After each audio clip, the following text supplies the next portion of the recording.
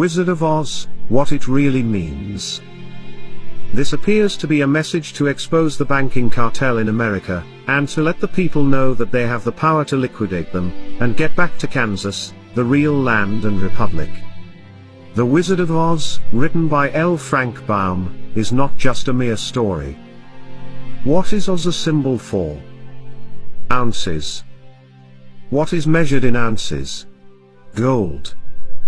What is the yellow brick road? Bricks or ingot bars of gold. The character known as the Straw Man represents that fictitious, all caps, legal fiction, a person the federal US government created with the same spelling as your birth name. Remember what the Straw Man wanted from the Wizard of Oz? A brain?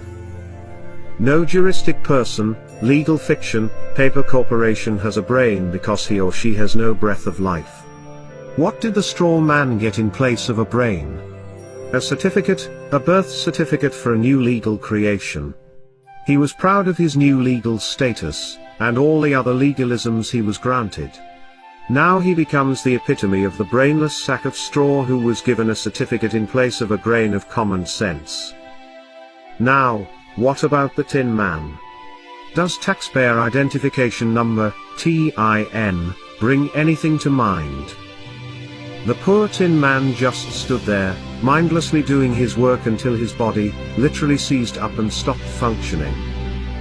He worked himself to death, because he had no heart or soul.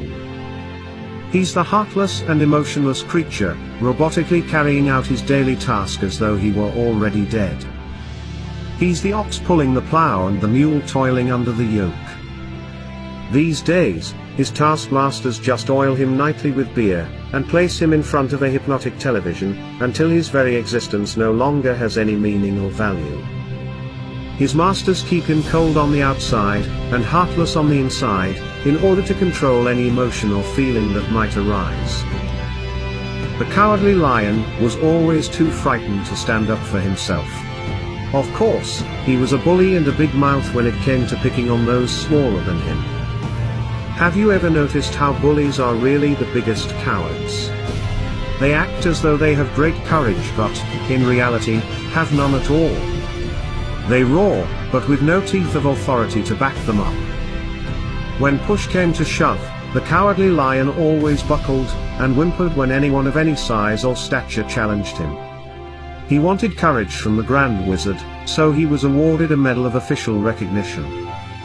Now, although remaining a coward, his official status allowed him to be a bully, but with officially recognized authority, and not at all unlike the attorneys, who hide behind the courts.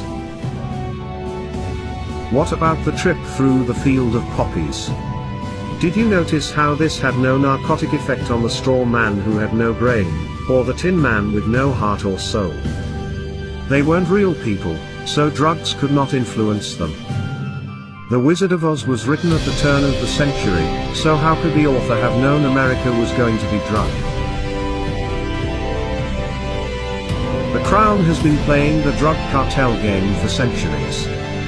Just look up the history of Hong Kong and the Opium Wars. The Crown already had valuable experience conquering all of China with drugs, so why not the rest of the world? What was the Emerald City? The Federal Reserve System.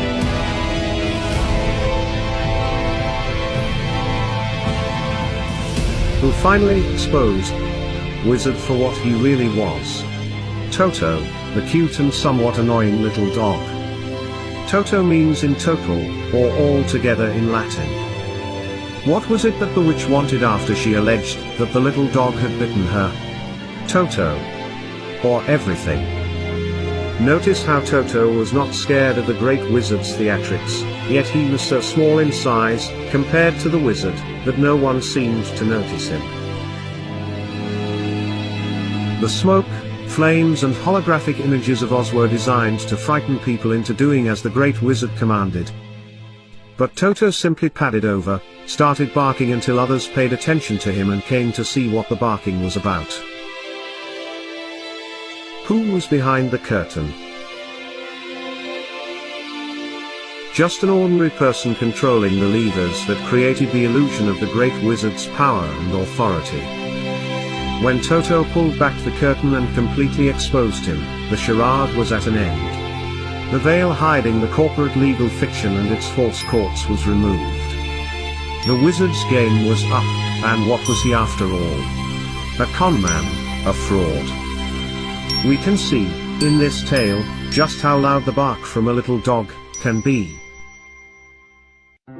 Most of us remain silent and wait to be given whatever food and recognition, if any, by our legal masters. Let us not forget those flying monkeys. What perfect mythical creatures to represent the Bar Association attorneys, who attack and control the little people for the great crown wizard, the powerful and grand bankers of Oz. How, finally, was the evil witch destroyed? Pure, clean water? Liquidation. How did Dorothy finally get home? She simply clicked her heels. She always had the power, and so do we. What would it take to expose the wizard for what he is? We each need only a brain, a heart and soul, and courage. Then, and perhaps of the greatest importance, we need to learn how to work together. Only by working together, can we have the freedom that was given to us all, under the law of God.